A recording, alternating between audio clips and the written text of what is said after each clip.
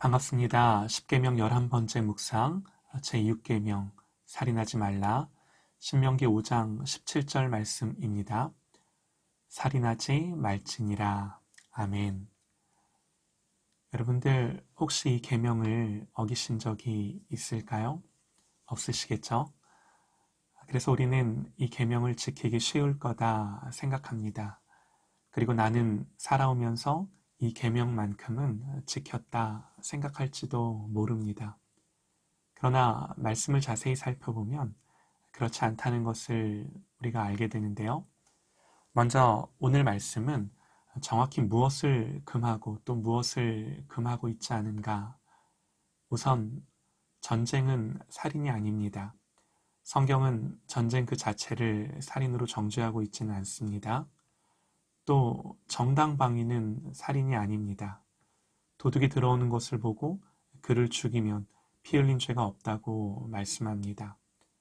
또 법의 집행을 위해서 실시되는 사형도 살인이 아닙니다.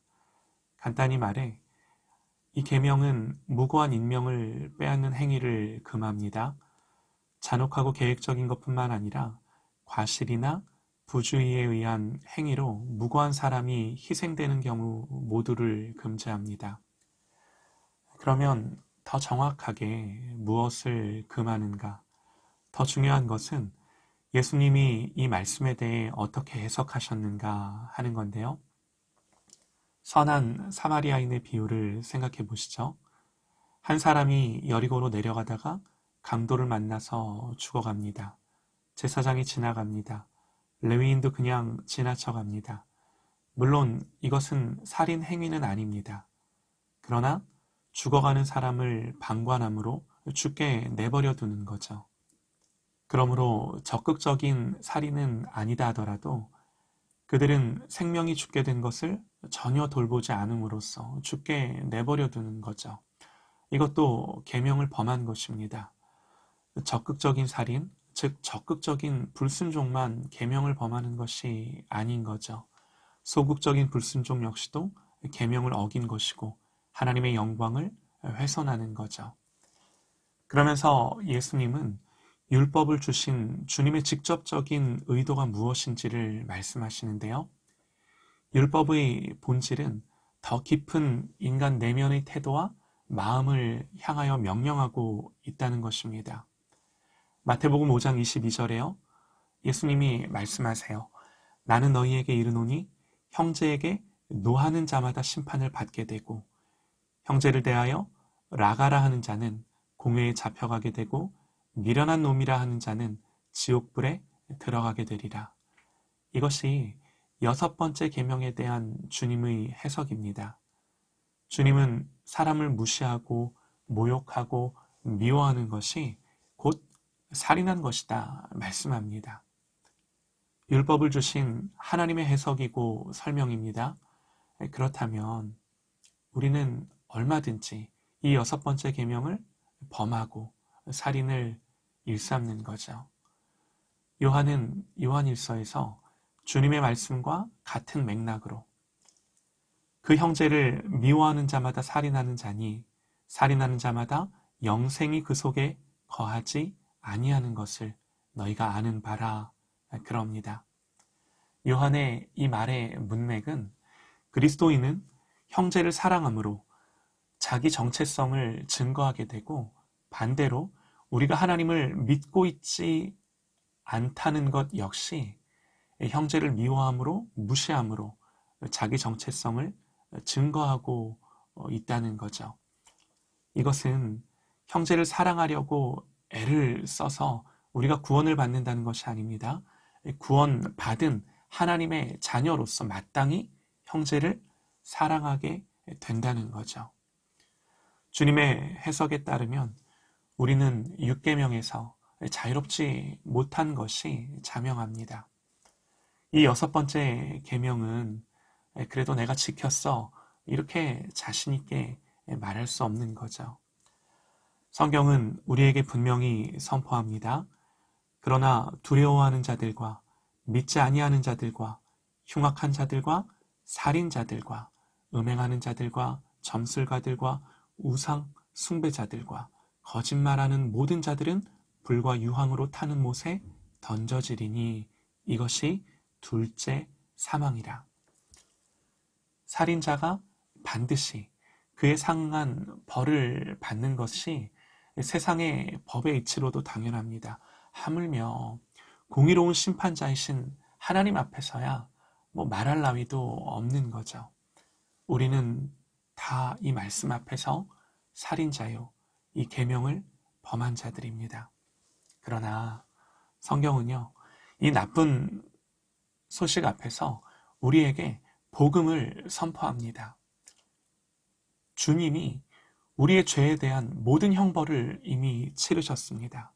그리고 사람의 몸을 입고 이 땅에 계실 때 모든 율법, 이 율법의 1점도 1획도 어김없이 행동으로 뿐만이 아니라 마음으로도 완전하게 지키시고 이 율법을 이루심으로 하나님 나라에 들어가는 자들에게 요구되는 모든 하나님의 의를 만족시켜서 우리의 행위가 아닌 주님을 믿는 모든 자들에게 은혜로 우리를 구원하신 거죠.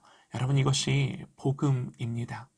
그러므로 하나님이 요구하시는 의는 완전한 의로움일진데 우리의 의는 완전한 의가 될 수가 없어요. 오직 주님의 의, 하나님 자신의 의일 수밖에 없고 우리는 그 의를 힘입어 구원을 얻는 것입니다.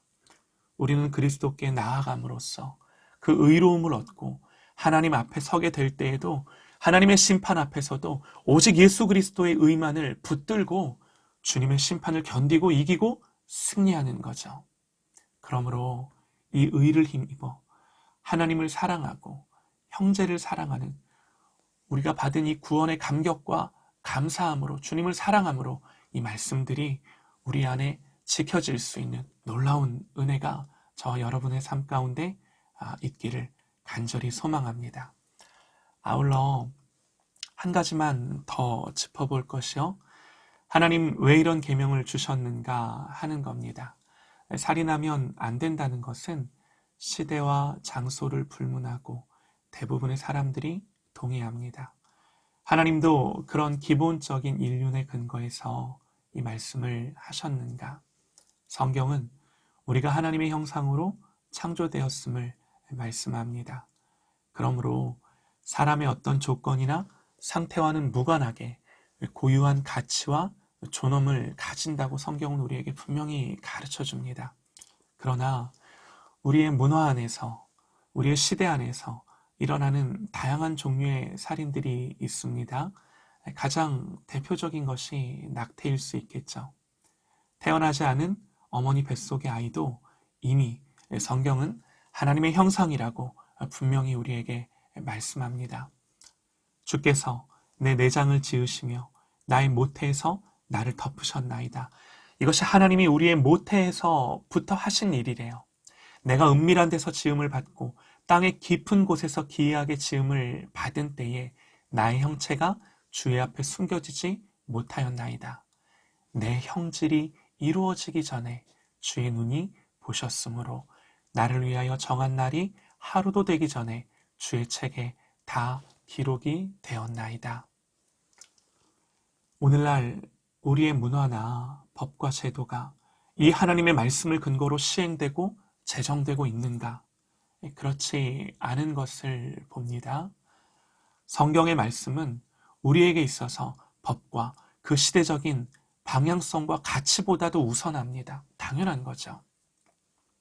우리는 우리 시대의 문화적인 이 흐름과 방향, 가치와 도덕의 기준, 법과 제도, 이 모든 것들이 성경과 일치하며 하나님의 뜻에 부합되도록 기도하며 힘써야 할 것입니다.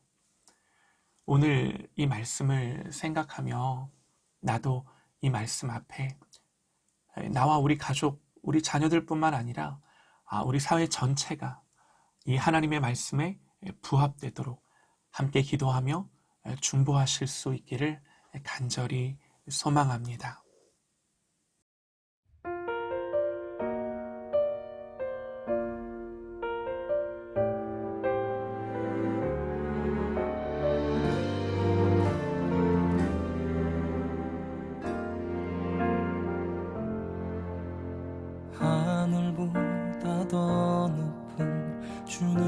주님의 사랑 내 안에 조용히 다가와 그 땅을 보라 하시네.